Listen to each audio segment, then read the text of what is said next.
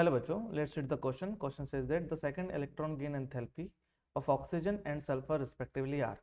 Electron gain enthalpy क्या होता है? इलेक्ट्रॉन गेन एंथैल्पी होता है when an atom accepts the electron, जब एक एटम इलेक्ट्रॉन को एक्सेप्ट करता है, there is some energy change. Energy change क्यों बोल रहा हूँ मैं? हो सकता है वो एनर्जी रिलीज होती हो या फिर हो सकता है वो एनर्जी एब्जॉर्ब होती हो, there is some energy change. Okay, जैसे एग्जांपल के तौर पर जैसे ऑक्सीजन की बात करें, ऑक्सीजन जब पहला इलेक्ट्रॉन एक्सेप्ट करता है ना तो O माइनस बनता है और O माइनस बनकर वो ज़रा स्टेबल होता है। ज़रा स्टेबल होने के लिए होने की वजह से वो कुछ एनर्जी रिलीज करता है, मान लो X एनर्जी रिलीज करता है तो माइनस एक्स उसको लिखते हैं। माइनस का मतलब होता है कि वो एनर्जी रिलीज कर रहा है।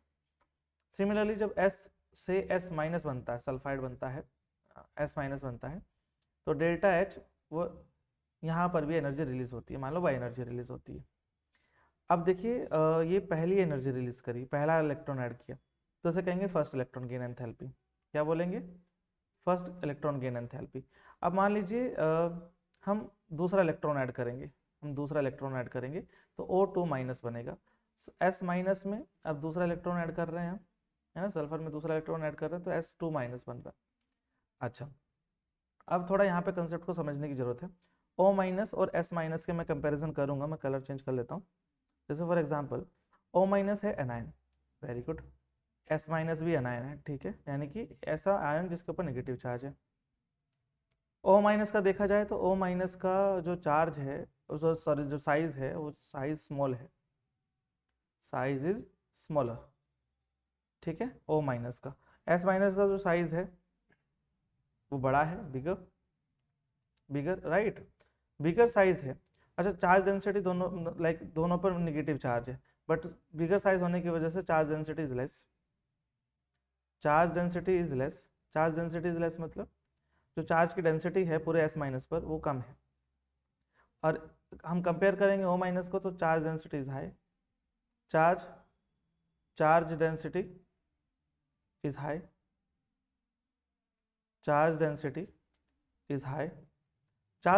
Is high. अब आप थोड़ा सा ध्यान लगाइए, हम इलेक्ट्रॉन ऐसे आयन के अंदर डाल रहे हैं जो ऑलरेडी नेगेटिव है, तो यहाँ पर जो नेगेटिव के बीच में रिपल्शन होगा इज वेरी हाई, तो रिपल्शन इज हाई, यानी कि नेगेटिव एक दूसरे को रिपल्शन कर रहे हैं, वो करेंगे ही, same charge always repel each other.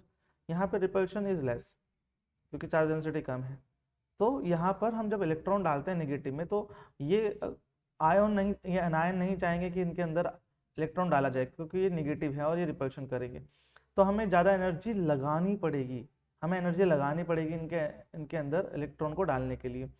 तो ज़्यादा एनर्जी कहाँ लगानी पड़ेगी भाई? जहाँ हमें ज़्यादा इलेक्ट्रॉन रिपल्शन ओवरकम करना है, जहाँ हमें ज़्यादा इलेक्ट्रॉन रिपल्शन आ रहा है उसको ओवरकम करने के लिए हमें ज़्यादा एनर्जी लगानी पड़ेगी। तो इलेक्ट्रॉन और नेगेटिव चार्ज के बीच में जो रिपल्शन है वो कहाँ ज़्यादा है? वो ज़्यादा है O माइनस में।